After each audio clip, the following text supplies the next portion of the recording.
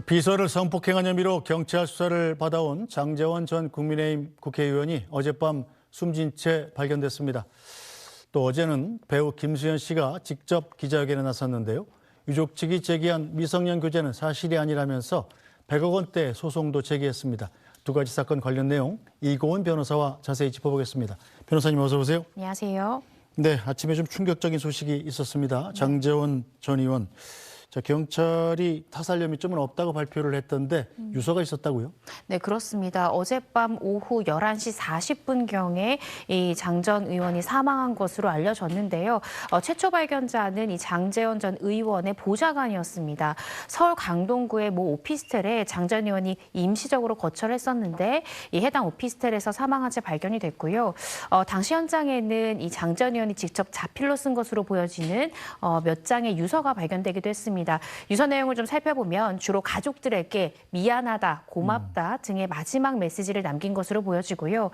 사실 장 전 의원 같은 경우에는 올 1월 17일에 장 전 의원에 대한 성범죄 혐의의 고소장이 접수가 돼서 계속 수사를 받고 있던 중이었거든요. 그런데 유서 내용 중에는 이 성범죄 사건에 대한 언급은 따로 없는 것으로 알려졌습니다. 네, 10년 전에 부산의 한 대학교 부총장 재직 시절에 비서를 성폭행한 혐의로 경찰 조사를 받던 중이었잖아요.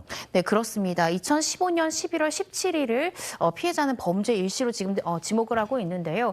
그때 당시에 이 장제원 전 의원은 지금 부산대학교의 모 대학교에 부총장을 지내고 있던 당시였습니다. 그때 자신의 비서 이 A 씨를 준강간 치상했다라는 혐의로 고소가 되어서 3월 28일에 서울청에 출석해서 한 차례 경찰 조사를 받기도 했는데요.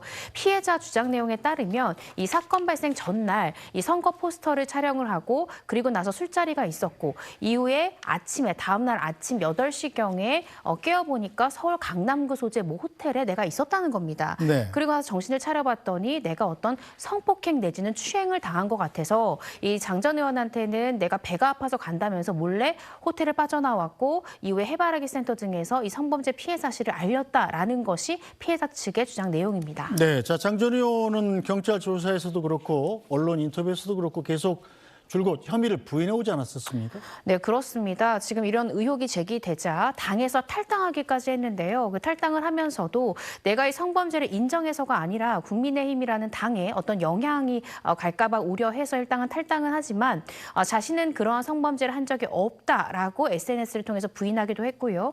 또 지난달 이 3월 28일에 경찰에 출석했을 때도 이 성범죄 혐의에 대해서 전면 부인하기도 했었습니다.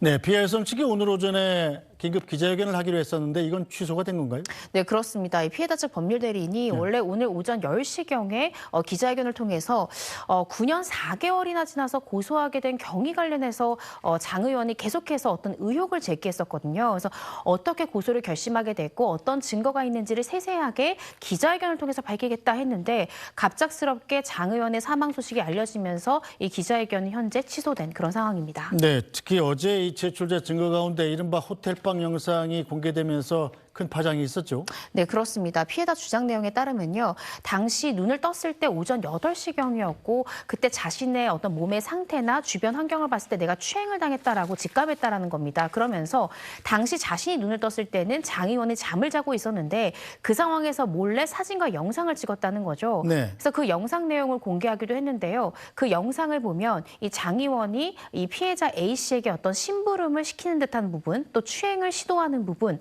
또 이런 장 전 의원의 이런 요구에 대해서 훌쩍이면서 피해자가 응대하는 이런 모습들이 고스란히 영상에 담겼습니다. 네, 피해 여성 측이 이 성폭행의 증거를 남겨야 되겠다 생각해서 스스로 찍은 영상이었던가요? 네, 그렇습니다. 본인이 그때 당시에 사진도 촬영했지만 말씀해 주신 대로 영상도 촬영을 했고요.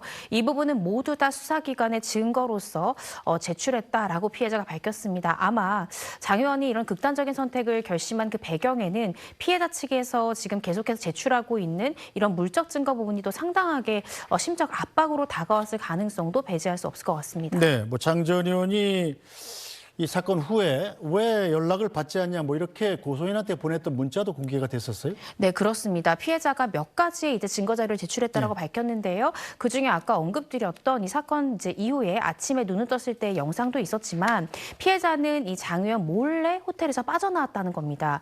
그러자 장 의원이 잠에 깨서 어디 갔냐라는 문자 메시지를 보냈고요. 그러면서 계속해서 10차례 이상 전화를 하면서 찾았다는 거죠. 그래서 이런 부분들에 대해서 피해자 측 법률 대리인은 장 의원이 아마 이 성범죄 부분을 의식해서 다급하게 피해자를 찾았던 범죄 직후의 정황을 대변할 수 있는 물적 증거다라고 피해자 측은 주장하고 있습니다. 네, 그럼 지금 말씀해 주신 영상이나 문자 메시지 같은 것들로 장 전 의원의 성폭행 혐의가 입증될 수 있었던 상황입니까?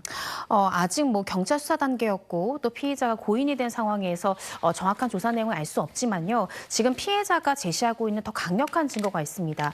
사건 당일 피해자는 곧바로 해바라기 센터에 갔고요. 네. 피해자의 몸과 속옷에 남아있는 DNA 검사를 했습니다. 그 검사 결과 남성형 DNA가 나왔다라는 결과서까지 제출했다라고 하는데요. 네. 만약에 장 전 의원이 그렇게 3월 28일에 출석을 했을 때 아마 장 전 의원의 구강세포 DNA를 채취했을 가능성이 높습니다.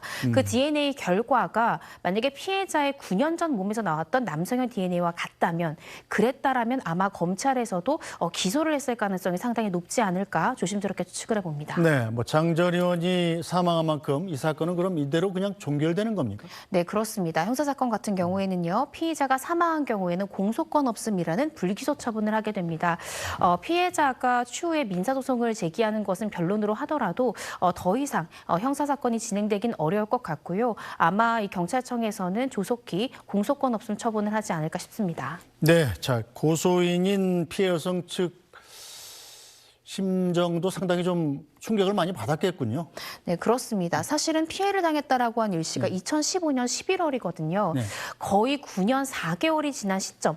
사실은 이 성범죄는 공소시효가 10년입니다. 네. 따라서 2025년 이 11월이 된다면 공소시효가 만료되는 시점이었기 때문에 피해자로서도 굉장히 용기를 내서 고소를 한 것인데 아마 오늘의 결과까지 피해자가 예상하긴 어려웠을 것 같고요. 또 이렇게 고소를 결심하기까지 사실은 장 의원이 그 해당 부산이라는 지역에서 막대한 지위나 권한을 가진 사람이기 때문에 내가 용기 내기 어려웠다라는 게 피해자의 입장이었습니다. 따라서 오늘의 이 사망 소식이 또 피해자에게도 적잖이 또 충격으로 다가오지 않았을까 조심스럽게 추측을 해봅니다. 알겠습니다.